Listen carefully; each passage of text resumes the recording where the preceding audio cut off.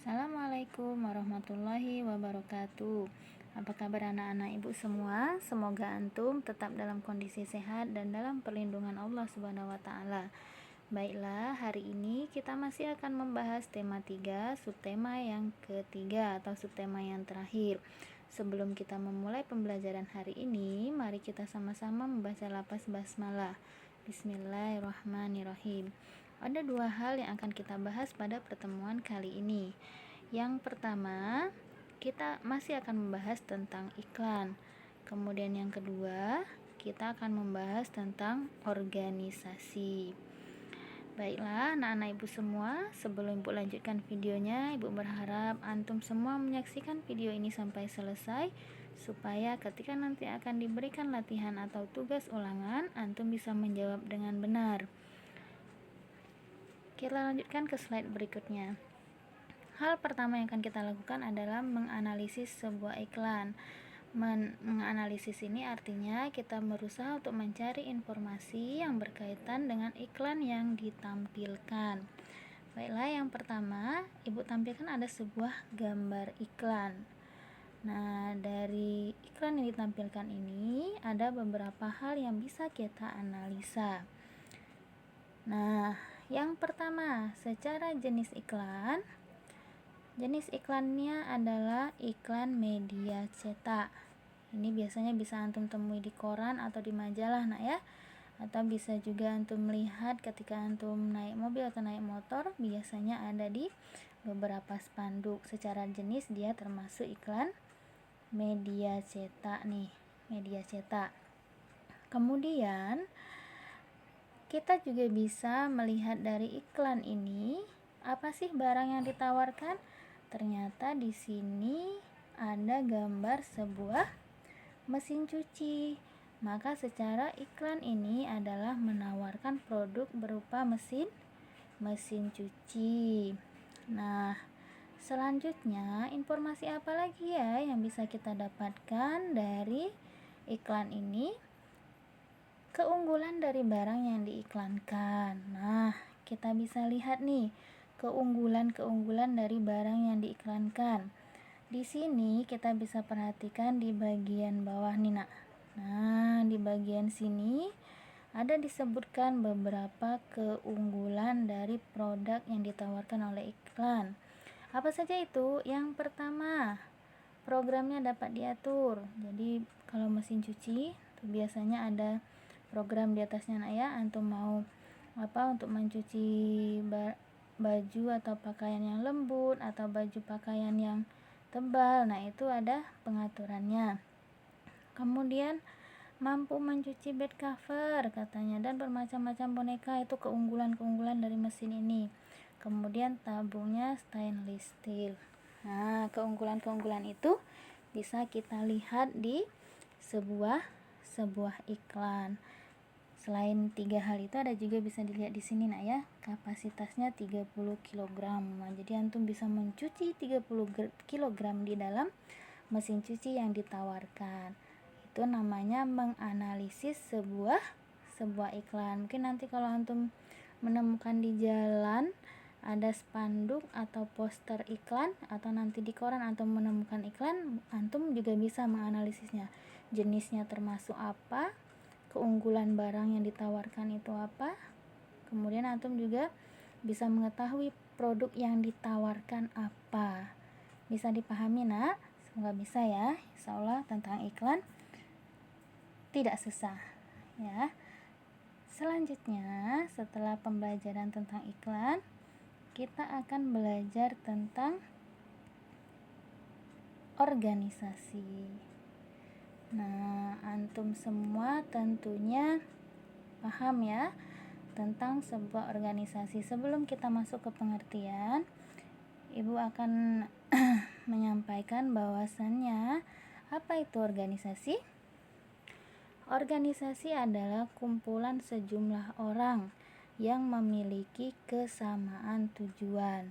Nah, kumpulan sejumlah orang yang memiliki kesamaan tujuan. Berikutnya, apa saja contoh organisasi? Contoh organisasi yang pertama misalnya yang ada di sekolah, apa saja ya? Contoh organisasi yang ada di sekolah adalah yang pertama, organisasi kelas. Organisasi kelas itu seperti apa, Bu? Tuh, ada ketua kelas, ada wakilnya, bendahara, sekretaris, dan lain sebagainya. Itu adalah organisasi kelas. Kemudian yang kedua itu ada UKS. UKS, Unit Kesehatan Siswa. Ada juga organisasinya di sana. Kemudian ada perpustakaan, pramuka. Nah, itu beberapa contoh organisasi yang ada di sekolah. Selanjutnya, kalau di masyarakat ada organisasi ya. Ternyata di masyarakat pun ada banyak contoh organisasi. Di antaranya adalah yang pertama, Karang Taruna. Karang Taruna itu organisasi para pemuda yang ada di sebuah daerah atau suatu tempat. Kemudian ada juga organisasi tingkat RT atau tingkat RW. Kalau misalnya ibu-ibu pengajian ada majelis taklim, ada juga posyandu. Nah, itu adalah beberapa contoh yang organisasi yang ada di masyarakat, dan masih banyak contoh-contoh yang lainnya yang bisa antum perhatikan di lingkungan antum masing-masing. Tentang contoh organisasi insya Allah paham nak ya. Organisasi berserta contohnya, intinya semua organisasi ini dia berkumpul beberapa orang untuk mencapai tujuan yang sama. Kita buat organisasi kelas supaya apa? Supaya kelas kita tertib, rapi, bersih, seperti itu. Tujuannya sama. Nah, terakhir kita akan sedikit membahas tentang pentingnya organisasi. Hal ini disampaikan melalui firman Allah di Quran surat As-Saff ayat 4. Ibu bacakan artinya ya. Ini artinya, sesungguhnya Allah mencintai orang-orang yang berjuang di jalannya dalam barisan yang teratur. Mereka seakan-akan seperti suatu bangunan yang tersusun kokoh. Nah, di ini ayat Al-Quran yang menjelaskan pentingnya kita berorganisasi. Allah suka kalau kita itu bergabung di sebuah organisasi, baik itu organisasi kelas. Nanti kalau antum sudah masuk SMP nanti ada ketemu OSIS, organisasi siswa ya. Kalau di SMP atau SMA nanti ada OSIS tuh, seperti itu. Kalau di SD paling kita masih ketemunya dan nanti di kelas ya, di organisasi kelas itu. Kita penting untuk berorganisasi karena Allah menyukai kalau kita untuk mencapai tujuan itu secara bersama-sama. Sebagaimana, nah ini Ibu munculkan satu gambar. Antum tahu ini gambar apa nak? Tahu ya insya Allah ya. Ini adalah gambar sapu lidi. Apa hubungannya Bu dengan organisasi? Ternyata sapu lidi ini, nah ini hubungannya. Ketika antum melihat sebatang lidi, kemudian antum patahkan lidi itu, Ibu yakin semua anak Ibu bisa melakukannya. Bisa patah lidinya ketika lidinya hanya satu. Kemudian jika Ibu berikan kepada antum satu sapu lidi yang seperti yang ada di gambar ini, Ibu berikan ke antum, kira-kira antum bisa mematahkannya? Langsung dipatahkan sapu lidinya? Pastinya susah untuk dipatahkan karena bersatu diikat dalam sebuah ikatan sehingga menjadi lebih kokoh.